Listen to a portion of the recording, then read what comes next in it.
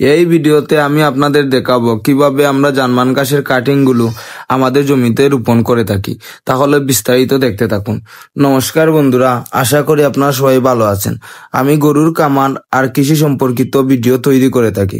আশা করি ভিডিওগুলো আপনার জন্য উপকারী হবে। ভিডিওগুলো শেষ পর্যন্ত দেখবেন, বিস্তারিত অনেক কিছু রয়েছে আপনাদের জন্য। আমি আপনাদের প্রথমেই বলেছিলাম যে আমাদের ঘাসের জমি আমরা সাধারণত 3টা পার্টে ভাগ করে ঘাস রোপণ করেছিলাম। আমাদের প্রথম 2 পার্টে আমরা জার্মান হাইব্রিড ঘাস রোপণ করেছিলাম, আর 3য় নম্বর পার্টে আমরা অজানা হাইব্রিড ঘাস রোপণ করেছিলাম। কিন্তু গত কয়েক মাস ধরে দেখতেছিলাম যে অজানা হাইব্রিড ঘাসের তেমন একটা ফলন ভালো হচ্ছে না। তাই ভাবলাম এই জমিতে আমরা বাকি 2 পার্টের মতো এখানেও জার্মান হাইব্রিড ঘাস রোপণ করব। যেহেতু আমরা বাকি 2 পার্টের ফলন ভালো পাচ্ছি, তাই এখানেও এই ঘাস রোপণ করব। আমরা কিন্তু একসাথে এই পার্টে ঘাস কাটবো এবং রোপণ করব।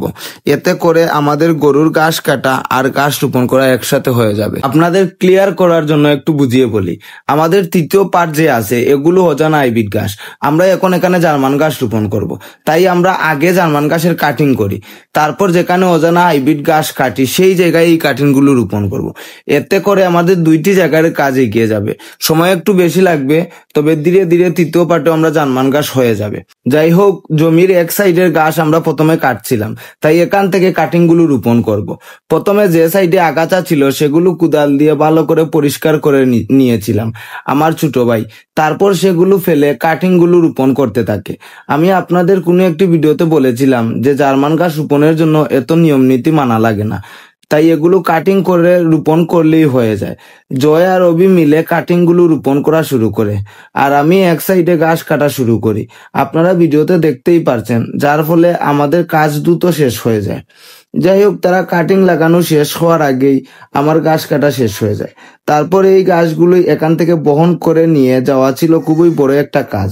অনেক জায়গা গাছগুলো বহন করে নিয়ে যেতে হয় আমাদের। কয়েকদিন ধরে অনবরত বৃষ্টি হচ্ছে, জমিতে পানিও বেশি, আর ঘাস অনেক ভারী হয়ে গিয়েছিল, যার কারণে বহন করা খুবই কষ্টসাধ্য ছিল। পরিস্থিতি যেমনই হোক, কাজ আমাদের করতেই হবে। এই গরুগুলোর জন্য সব কষ্ট করতে রাজি আমরা। সত্যি বলতে তাদের কারণেই তো আমরা এত বড় বড় স্বপ্ন দেখছি সামনে এগিয়ে যাওয়ার এবং সফলতার রাস্তা তৈরি করার। তাহলে একটু কষ্ট তো হবেই, কষ্ট না করলে কেষ্ট পাবো কিভাবে? যাই হোক, প্রায় 30 মিনিটের মতো সময় লাগছিল গাছগুলো টেলা পর্যন্ত নিয়ে আসতে। আপনারা ভিডিওতে দেখতেই পারছেন কতটুকু দূর থেকে গাছগুলো গ্রহণ করে আনতে হচ্ছে। গাছগুলো আনার পর গাছগুলো সুন্দর করে টেলাতে সাজানো ছিল আরেক কাজ।